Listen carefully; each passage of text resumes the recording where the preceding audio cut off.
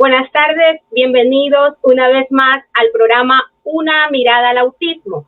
Les saluda Jessica Bedoya, miembro de la Fundación Sendero Azul, transmitiendo desde Guayaquil, Ecuador, por el canal RBP TV Digital. El tema de hoy es conmemoración del Día Internacional del Síndrome de Asperger. Les recordamos que este programa llega a ustedes gracias a la Fundación El Baúl de Pinocho de Ecuador. Este 18 de febrero, Día Internacional del Síndrome de Asperger, fecha que coincide con el aniversario del nacimiento de Hans Asperger, psiquiatra austríaco que describió por primera vez este síndrome.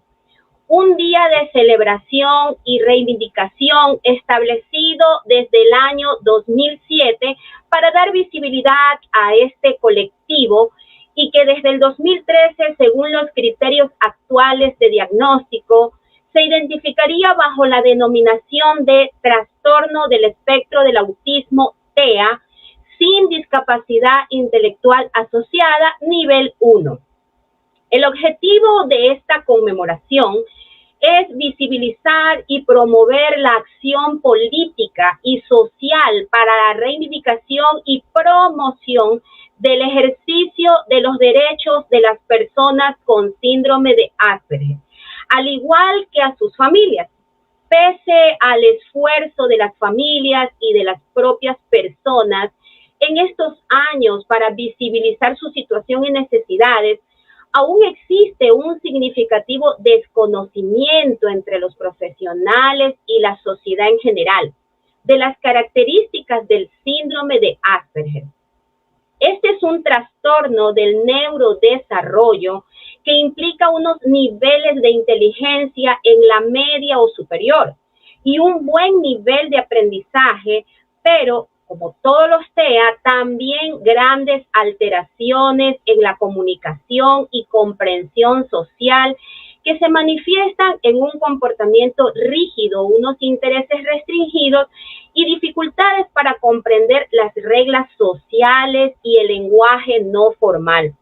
El síndrome de Asperger es una discapacidad fundamentalmente social, puesto que es en este ámbito donde se generan las barreras que provocan que personas inteligentes y capaces de desarrollar un empleo presentemos índices de paro superior al 85% al llegar a la vida adulta y tengamos en la mayoría de los casos escasas perspectivas de alcanzar la independencia de nuestras familias.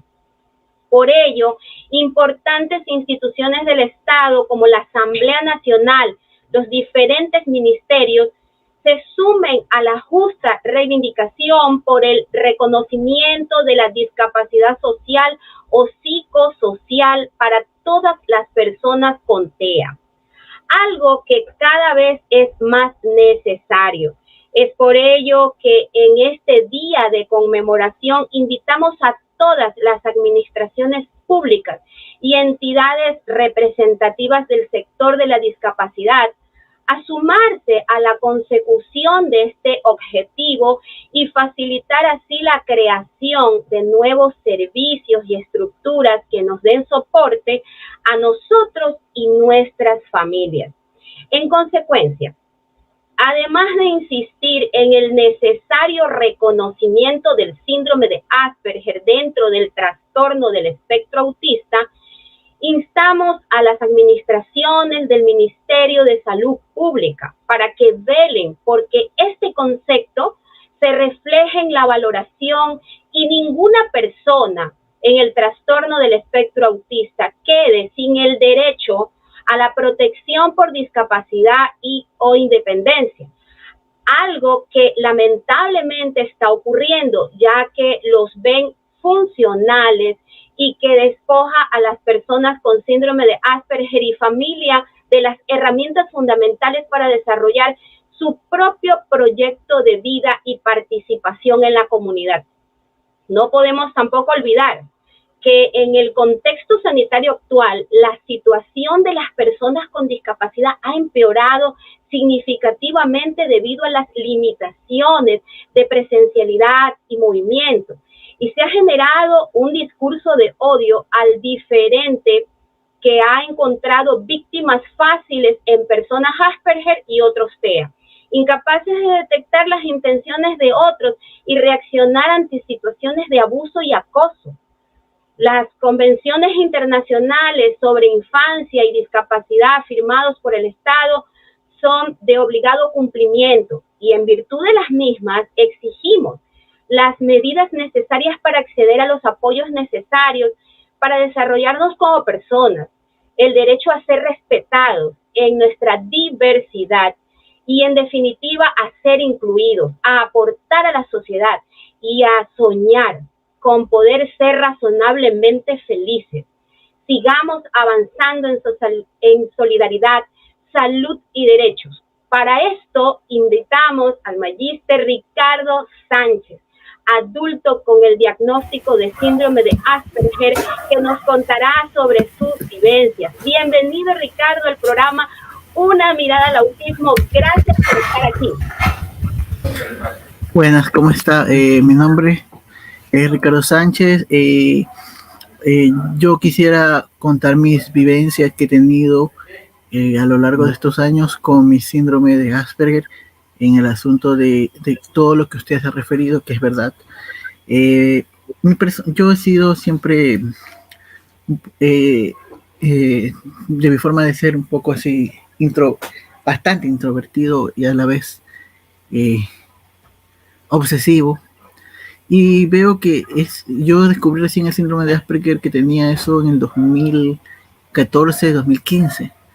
Y no siquiera cuando viví aquí en el Ecuador, sino en el extranjero, me empecé a dar cuenta que yo tenía patrones que desconocía que tenía este problema. Tengo que decir que sí es un problema actualmente la atención médica de parte del Estado. No dan ningún apoyo. Es más, no sé si usted me pueda, voy a presentarme en este momento. Yo lo que le puedo decir es que si estoy contador público autorizado, estudié en la Universidad de Guayaquil, me gradué en el 2012, después de muchos problemas con la gente que me rodeaba. También estudié gracias a una beca que hubo de parte del gobierno, una maestría en economía y economía ambiental en Australia. Vivía allá solo, ahí cuando empecé a tener los problemas, solo poco más de 2 años, y eso me quería presentar por el asunto de que efectivamente todo lo que usted mencionó es algo que muchos jóvenes, muchos niños están teniendo esos problemas a la fecha. Ricardo, para poderte conocer más, ¿nos podrías indicar qué edad exactamente tenías cuando te diagnosticaron? 24. ¿Y cómo fue tu niñez? Ya, yo era un niño que era bastante diferente a los otros niños. Era un niño que siempre se vivía riendo, que nunca miraba a los ojos, que tenía problemas con el asunto de con mis primos, vivía peleando. Nunca me llevaba con mis primos mayores. Ellos siempre me hacían a un lado porque yo era bastante caprichoso. Si yo quería algo, según me cuentan, algo no me acuerdo, porque tenía 5 o 6 años. Yo me tiraba al piso en plena calle con los caprichos. Me llevaban a algunos psicólogos cuando yo era chiquito. Sí tenía unos recursos medios, ¿no? Y me iban psicólogos y me decían que yo era malcriado, nadie me decía que tenía un problema, y encima era mal visto una discapacidad. Por ahí sugirieron que tenía un grado de autismo, pero que me una discapacidad mental en esa época como niño nunca fue una elección para mis padres. Entonces yo nunca tramité la discapacidad por esa razón. Y aparte, como yo vivía pegado a mi mamá, entonces no tenía dependencia, nunca me preocupé por sacar el carnet de discapacidad. Cuando tú fuiste a la escuela y ya pues te encontrabas rodeado de tus compañeros, ¿cómo era esa relación con tus compañeros? Fatal. Yo jugaba solo en la escuela, me acuerdo. Yo siempre daba vueltas en el patio, vueltas en círculos, tenía esos hábitos.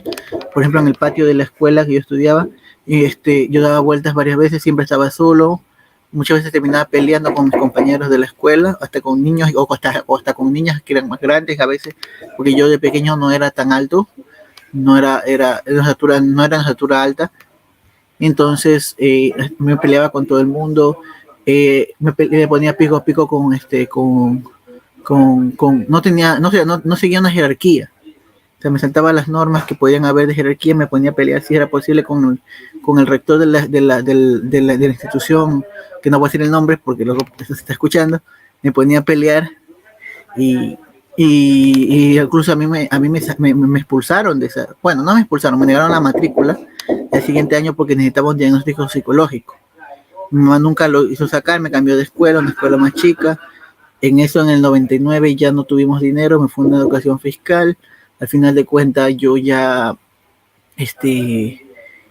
bueno, ahí habían tantos niños con otros problemas, entonces al final de cuentas, pero antes del 99 me había olvidado, a mí me llevaron a una escuela, bueno, ya no existe, voy a decir el nombre porque ya no existe, es una escuela que quedaba en Alborada para niños especiales. Y ahí yo la verdad que me pusieron a esa escuela para niños especiales que se llamaba era el Club de Leones, ya no existe el nombre.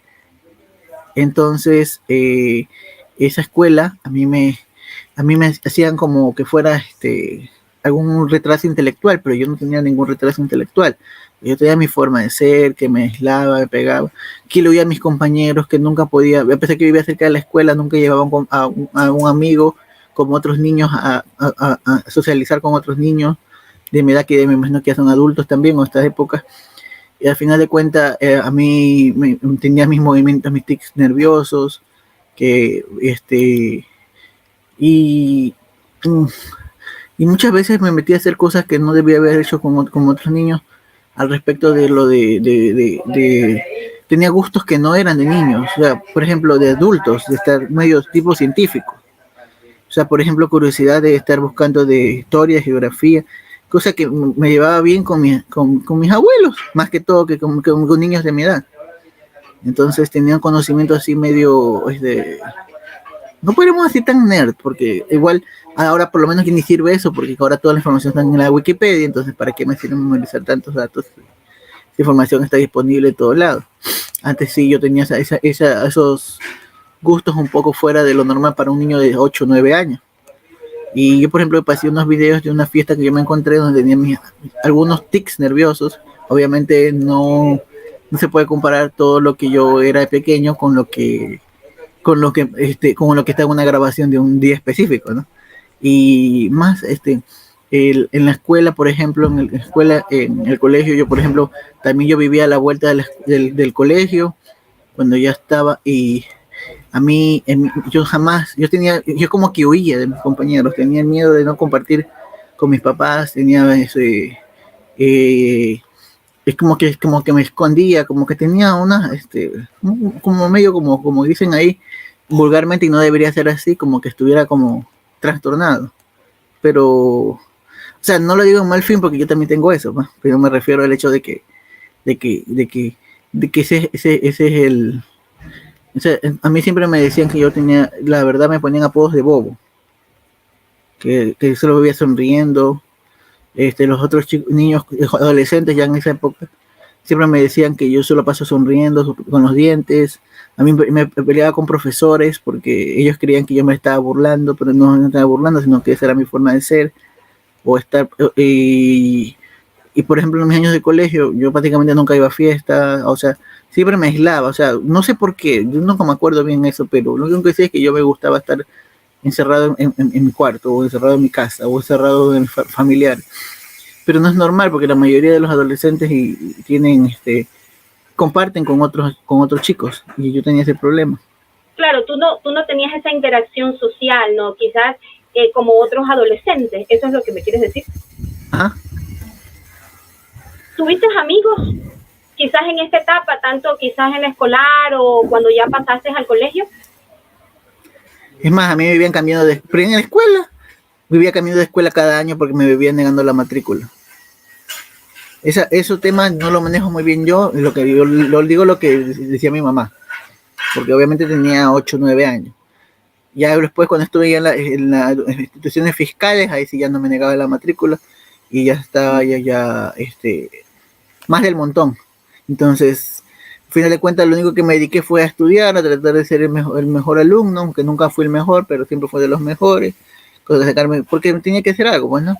En vez de llevarme, yo era tan anormal que todos los adolescentes, cuando no había clase, los mandaban a la casa, se iban a hacer otro lado y yo me iba a mi casa.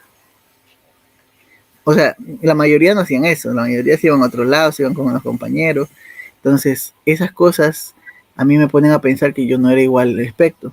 Y lo que tiene que ver con los tics nerviosos, sí, tengo todavía muchos tics nerviosos con las manos, así como formalismos, como modismos. Por ejemplo, la pronunciación a veces no es la misma. He mejorado por lo que me ha tocado la pronunciación de mis letras, pero a veces sí se me sale la que es un acento particular que tengo. ¿Me puede indicar algo que más? Porque... Claro, te iba a preguntar que si durante el recreo, porque a muchos chicos, ¿verdad? Con los cuales yo he platicado, pues los estresa mucho la hora del recreo, los gritos de los niños. Quería saber si tu parte sensorial quizás está afectada.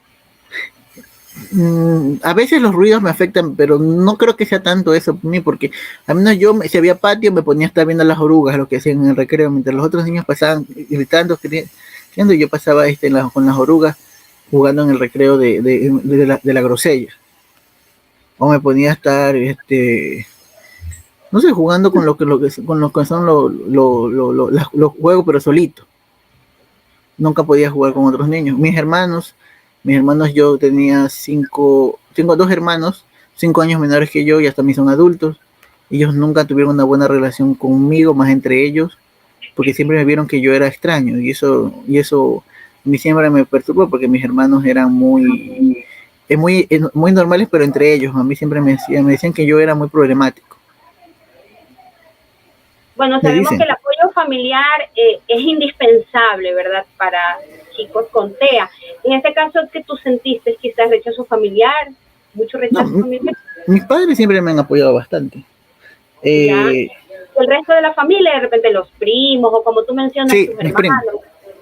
Mis primos mayores siempre me rechazaron, se me burlaban, me hacían bromas pesadas. Tenía que correr de las faldas de una abuela que falleció en esa época, cuando yo era pequeño, para que me protegiera, porque yo supuestamente no podía. Era muy mimado también en ese aspecto, pero aunque eso no tiene mucho que ver con el Asperger, pero bueno, también era muy mimado. Ricardo, durante quizás la escuela o el colegio, ¿practicaste algún deporte? No me gustaba, tenía miedo a la pelota. De hecho, todavía. Fuiste a la universidad, ya quizás fue diferente, ¿lograste tener algún amigo? Fue peor. Fue peor. En lo social fue peor. Yo fue por capricho que me terminé graduando del nivel. Porque la verdad que yo me enamistaba con todo el mundo, luego hablaban mal de mí, incluso en la universidad donde yo estudié, bueno, y sigue siéndolo, bueno, ahora, ya otra vez eran aulas que, en la Universidad de Guayaquil eran aulas que tú no compartes con un grupo específico de gente, sino con mucha gente, por ejemplo, que hacían grupos entre ellos. A mí yo siempre me rechazaba cuando me llevaba, muchos eran amigos también desde el colegio, entonces no me integraba yo con los otros adolescentes y adultos ya en esa época, porque yo me gradué a los 17 años del colegio, entonces todavía era adolescente, entonces no me integraba yo con los otros jóvenes y al final de cuentas, más que todo, me dediqué más que todo, no sé, gracias a esa época llevo internet, ya me dediqué a ver internet, juegos de video o aislados solos, esos que son esos ROMs que eran de descargar en la computadora. Me ponía a jugar en los tiempos libres mientras otros ya tenían sus enamoradas, o se iban entre ellos a conversar. Y también en la situación mía tampoco no me daba como para estudiar otra carrera en esa época, solo estudiaba una. Y al final de cuentas me gradué, no perdí ningún semestre, a pesar que tuve problemas serios, porque la gente creía que yo les iba a atacar, les iba a hacer daño. Son hechos un poco ya, que no sé si sabes compartirlos por aquí, porque son un poco ya, afectan a terceros, ¿no? Entonces, al final de cuentas, yo lo que hice fue simplemente ignorar, igual por suerte conversar con alguien, igual sí tenía, porque eran como 100 alumnos por paralelo, entonces al final de cuentas, aunque sea con alguien conversaba, aunque no tenía grupo de amigos, en una época que era muy importante para una persona normal. ¿Qué carrera hiciste? Yo de tercer nivel estudié Contaduría Pública Autorizada. Quise estudiar tecnología en software, pero no me dio el tiempo y ya como que no me gustó. Quise hacer otra carrera y al final la abandoné. Pero sí terminé, o sea, al mismo tiempo. Pero estudié también Contaduría Pública Autorizada y me gradué en 5 años, me demoré la carrera. ¿Y con los profesores cómo te llevabas en la universidad? Más que todo mi problema era social con mis compañeros, porque los profesores ahí son bastante fríos, ¿no? O sea, bastante aislados con el resto de estudiantes, pues, ¿no? Especialmente eran mayores la mayoría, entonces ya ancianos, entonces no era que, y tenían 100 estudiantes, entonces ¿qué le van a prestar atención a uno? Pues, ¿no? Si le prestaban atención a uno o dos eran, por ejemplo, las chicas bonitas, y eso es algo que está mal, pero bueno, a las que son exactamente, entonces no le prestaban atención a uno más, a otro estudiante cualquiera, pues, ¿no? Y aparte que no tenía ningún carnet ni ninguna implicación. Entonces, pero sí me dediqué a estudiar, no me gradué con excelentes notas porque creo que la carrera a veces más que todo es práctica y eso no voy a conseguir trabajo, siempre traté de buscar trabajo, me decían que yo no miraba los ojos, en esa época cuando estudiaba en la universidad, la carrera a mí me permitía trabajar y estudiar porque esa carrera era de ese tipo, trabajar y estudiar y yo no conseguía trabajo porque aparte de que no tener los medios como llegar, tenía el problema con el asunto de los el asunto el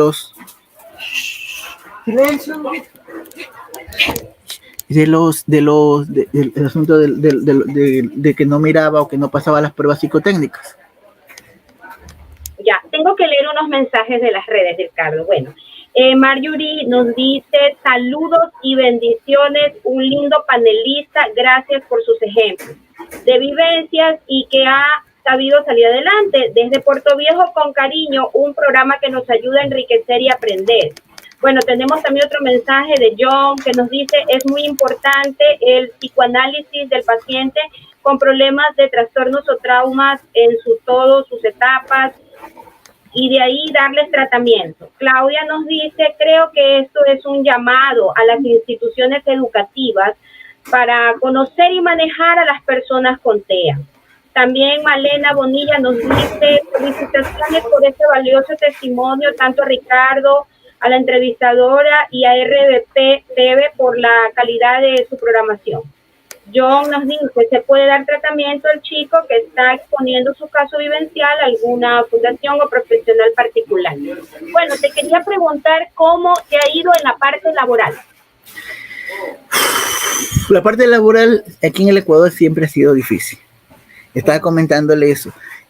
Más que todo cuando uno tiene que hacer pruebas psicotécnicas. Incluso en esa época había concursos de méritos.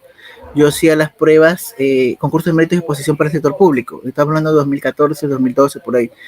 Y yo siempre sacaba 90 todas las pruebas de conocimientos. Pero en las pruebas psicotécnicas que te ponían a hacer figuras, escoger opciones, yo siempre me salía en el sistema que reprobaba. Nunca, eso siempre he querido saber. Esa parte sí me gustaría, si alguien de la audiencia sabe, porque son más que todo las partes de psicología laboral.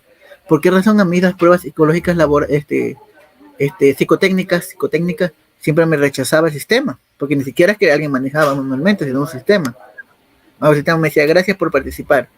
Así también hice alguna vez un concurso en la Cancillería para esos puestos de...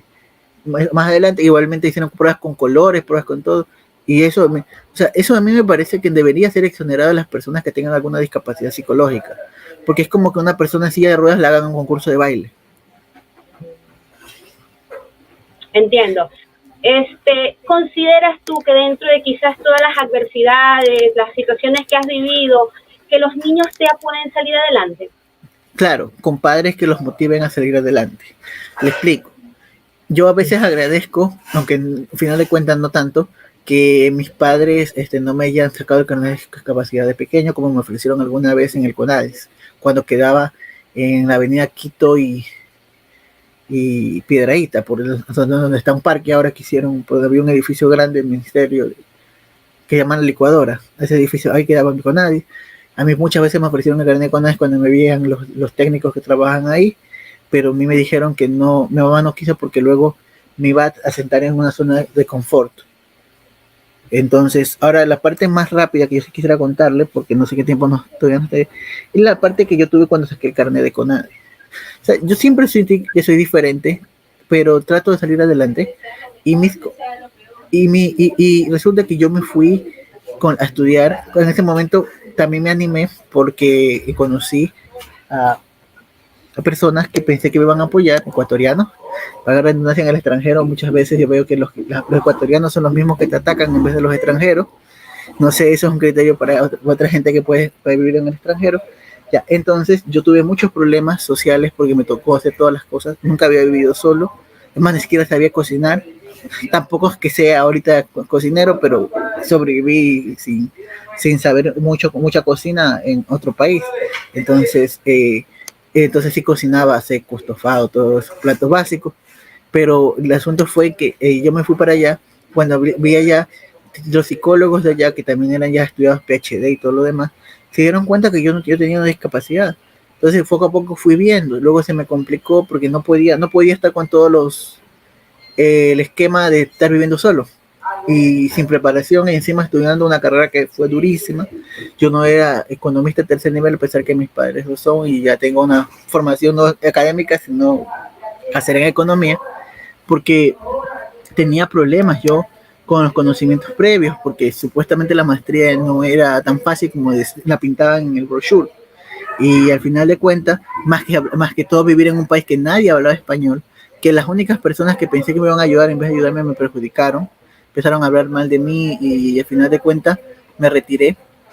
Entre esas de trámites, y ahorita quiero hablar rapidito del asunto, ya pues entonces a mí me dijeron que venga acá a Ecuador para que yo me haga una evaluación de si realmente tengo alguna discapacidad, y me hice.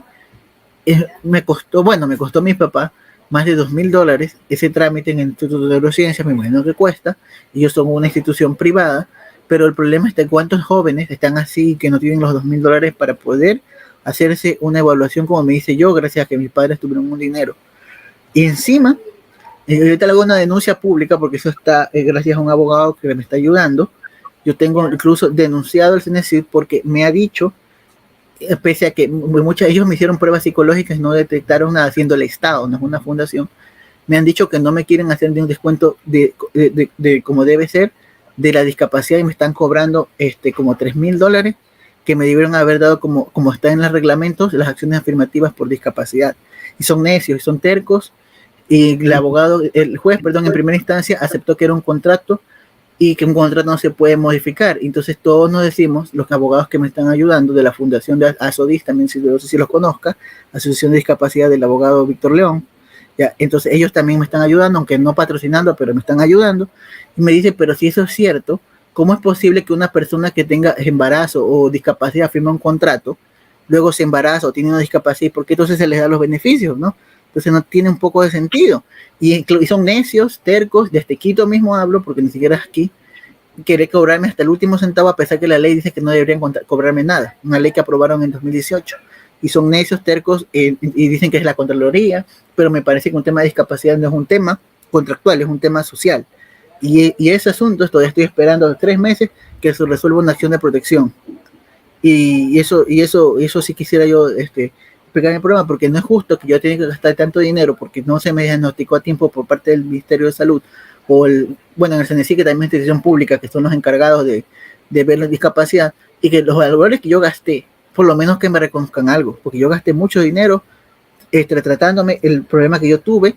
De hecho, yo llegué acá hecho un poquito más sin mente, por la afectación que tuve, del trauma que tuve, y aún así, con todo el trauma y todo, me traté, tuve un año aquí en Ecuador, con consultas frecuentes, muy frecuentes, dos mensuales, con un psicólogo, con psiquiatras, con la Fundación Asperger Ecuador, que le agradezco públicamente el apoyo que me dio en 2016. No sé si los conozco, aunque ya no creo que no, ya están separados, no me gusta hablar, soy a veces un poco impertinente para hablar las cosas, pero bueno. Entonces quiero agradecer mucho a Claudia, porque ella también me dio mucho respaldo en esa época.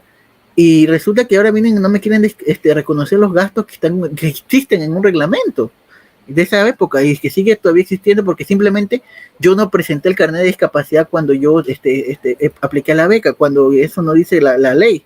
La ley dice que las discapacidades y las discapacidades de nacimiento, eso tiene que ellos tienen que no tenga el carnet no significa que yo no tengo discapacidad. Eso es lo que dice la Corte actualmente constitucional, y ese es el ámbito legal. Entonces es una pelea que yo tengo judicial, y no tanto por el dinero, porque igual con todo, endeudándome, pagando a largo plazo, lo puedo pagar, no es que esté hablando de un monto imposible, ¿no?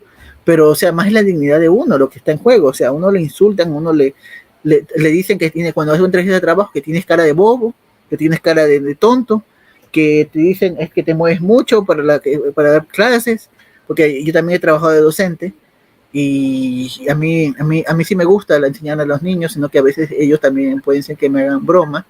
Por ejemplo, me he dado cuenta que algunos me dicen, me han puesto apodo, menos mal que es Ricardito, no me dicen algo peor, porque parece que han visto videos míos, o parece que, así son los adolescentes. Entonces, con tal que no me lo digan de frente, me toca aguantar, ¿no? Lo que me hayan dicho ellos. Entonces, eso le quería decir, que es muy, muy duro la situación laboral. Las empresas te quieren para que seas nada más de archivo, o que seas para lo que es limpieza. Y es prefieren... decir, Ricardo, que si has tenido entrevistas, y me dices que estuviste de docente, si has tenido así trabajos eventuales. Estoy ahorita en un trabajo eventual que acaba en abril, los primeros días de abril, pero no sé todavía, bueno, no es por mí que me hacen, sino la situación del país. No consigo un trabajo fijo, pero sí he tenido muchas entrevistas. He pasado en la época del gobierno de Lenín Moreno, así tengo la resma, igual no le voy a enseñar todas las hojas, de pedidos de ayuda, porque a mí, como la beca fue decir, a mí me obligan a estar en el país 4 años, que ya termino este año, para poder, porque igual yo regresé a Australia, ya con discapacidad y todo, a terminar la carrera. Terminé la carrera, me gradué en el comienzos del 2018, regresé acá a Ecuador, y nadie te quiere dar trabajo, ni porque tenías discapacidad. Yo no estaba pidiendo trabajo de jefe. ¿Cuál carrera hiciste en Australia? Una maestría en economía y economía ambiental. Allá. Ya, ni siquiera de contable. Entonces, al final de cuentas, conseguí, ahí me ayudaron, un trabajo, esa empresa pública cerró en el 2020. También lo que me ayudaron, bueno, en la Universidad de Guayaquil yo estaba dando clases eventualmente, también los trabajos que me han salido. Por ejemplo, yo me inscribí, trabajé como contabilidad también un tiempo. Yo me inscribí como perito en la corte, en lo que es el Consejo de la Legislatura. Los notarios no me querían dar la acreditación para perito porque yo tengo discapacidad intelectual, me decían. Tuve que ir con mi mamá para que mi mamá se enfrente, porque el notario no me quería dar los documentos por mi forma de ser. Me decían que usted no puede ser perito, usted es una persona que está... Y yo decía, ¿de qué vivo? ¿De qué vivo? Pues porque nadie quiere dar trabajo. Los trabajos también son eventuales. Ha mucha discriminación, ¿verdad? Muchísimo, especialmente ahora. Ahora porque tengo muchos estudios para alguien que quieren, para lo que quieren discapacidad con discapacidad, o discapacitados como vulgarmente dicen, quieren es para que hagan trabajos de limpieza o de archivo. Literalmente de archivo, porque eso también me pasó en un trabajo que yo tenía, que prácticamente me encancillaron para archivar, aunque igual no me molestó mucho porque igual sí estaba aprendiendo algunas cosas, pero como para mi nivel de estudios no estoy como para hacer esas cosas, ¿no? Igual cuando viví en Australia también trabajé, gracias a Dios la gente ya es más comprensible, a pesar que yo ya estaba registrado, y de hecho fue la base de datos de la universidad que tenía de ayuda, que la universidad tenía es una universidad pública, tenía una red de ayuda, que ellos me ayudaron a conseguir ese trabajo por horas, porque yo incluso los puse ellos como referencia, y ellos llamaron y preguntaron, sí, él está muy bien, él puede trabajar, y trabajaba yo en un bar por horas, o sea, un día, 2 días al mes, 2-3 días al mes, no es que trabajaba todo el tiempo, ¿no? Entonces, inclusive pude trabajar, la misma universidad es muy amable, yo tenía psicólogo, tenía 1 o 2 horas de consulta en inglés, obviamente, con el psicólogo con la asistente, otra psicóloga que también tenía en la universidad, cada semana o cada 15 días, en los exámenes tenía ajustes. Por ejemplo, me ponían en un aula solo, me daban extra tiempo a veces, porque eso sí también era un problema, porque me confundía, y tengo que reconocer que, bueno, aunque no creo que lo del extra tiempo sea para todos, pero al menos a mí sí me ayudó, porque a veces sí era un poco difícil para una persona normal, pero bueno, que dicen que está loco los mismos profesores de allá. porque a mí hablaron mal de mí los ecuatorianos, que yo tenía compañeros de la sierra, bueno, compañeros míos no, o sea, compañeros de la carrera de allá, que también estuvieron con beca del gobierno. Ellos hablaron mal de mí, todo el mundo créanme que a mí, yo voy a esa universidad, a mí todo el mundo se acuerda de mí, porque hasta lo mío llegó hasta lo más alto.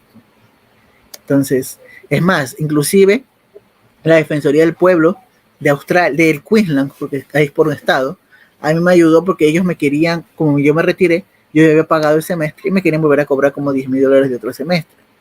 Pero acá en Ecuador la Defensoría del Pueblo medio hace algo, pero al final de cuentas ni siquiera le toman en cuenta. Hay muchas cosas que la Defensoría del Pueblo no sé si sea por falta de recursos, como me han dicho, y yo lo entiendo, no es por él, el defensor el defensor del pueblo del Guayas actual. Yo sé que no es culpa de él que no tengan recursos, o por asuntos de legales que no pueden proteger realmente los derechos de las personas con discapacidad como debería ser. Perdón, Ricardo, un ratito. Necesito leer de las redes. Ya, bueno, John nos dice, estoy de acuerdo con lo que dice Claudia. Claudia dice, porque están elaboradas las pruebas para personas regulares sin tomar en cuenta las personas con TEA. Claro, las entrevistas de trabajo, ¿verdad?